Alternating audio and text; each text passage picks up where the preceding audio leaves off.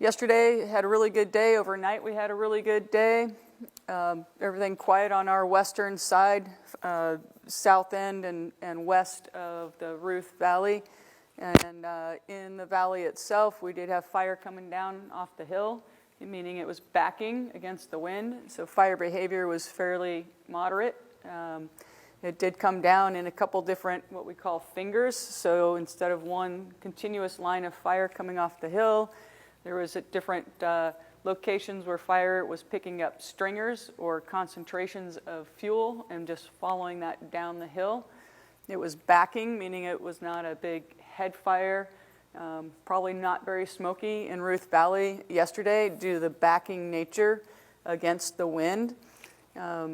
It's coming down to our containment lines and everything looks really good there. Overnight we had very good relative humidity recoveries. As you probably noticed, there was a little bit of sprinkles to the west of us, and then the recovery in the Ruth Valley itself was near 100%. So a lot of maybe dew this morning, and that's very helpful. It kind of takes out the fine fuel component, the grass component, and some of the shrubs. They react very quickly to the relative humidity.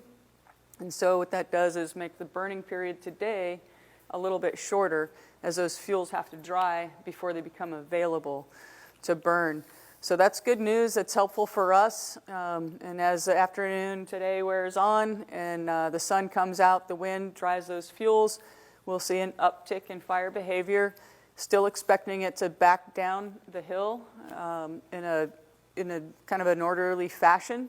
And our folks are there ready as it comes down on the containment lines. We did have a spot fire, a couple spot fires yesterday across our containment line. However, dozers and personnel were there able to pick it up, meaning they were able to put line around it and then extinguish it.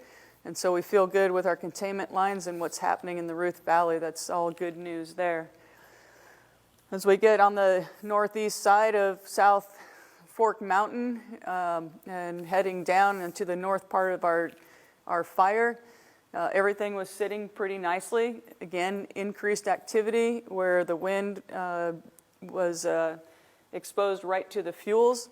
That was anticipated, and we didn't really have anything that was of concern. We did have firefighters putting fire on the ground, lighting fuels in order to make it more orderly for us to be able to deal with it.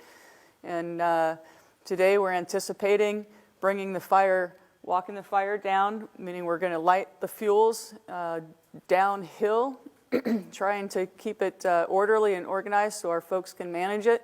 And we're planning on bringing that all the way down, if able, to the 36. So the 36, high probability that it will be closed at some point today and for unknown how long. But we're just looking at trying to take care of this corner near Scott Flat, Double Cabin Flats, down to the 36. Forest Glen area might get a little smoky again. This north side of the fire has been smoky the last couple of days. That's due to the settling of the smoke overnight, as well as the winds out of the southwest pushing the smoke into that area.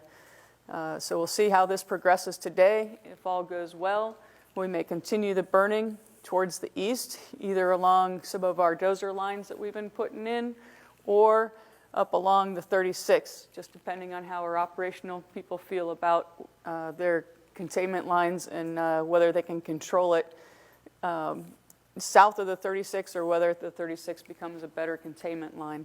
So a lot of factors that go into that, the number of personnel that they're exposing off the road system in a potentially hazardous and dangerous situation with rolling material and or snags, dead trees coming down. Up in the Post Mountain area, we continue to strengthen what we have in right now, which is the dozer line, plumbing, placing firefighting pumps and hose around the community, in and around the community. We've got several safety zones for our folks established and pointed out. We've got signage in the community so our firefighters know how to make ingress and egress from the community.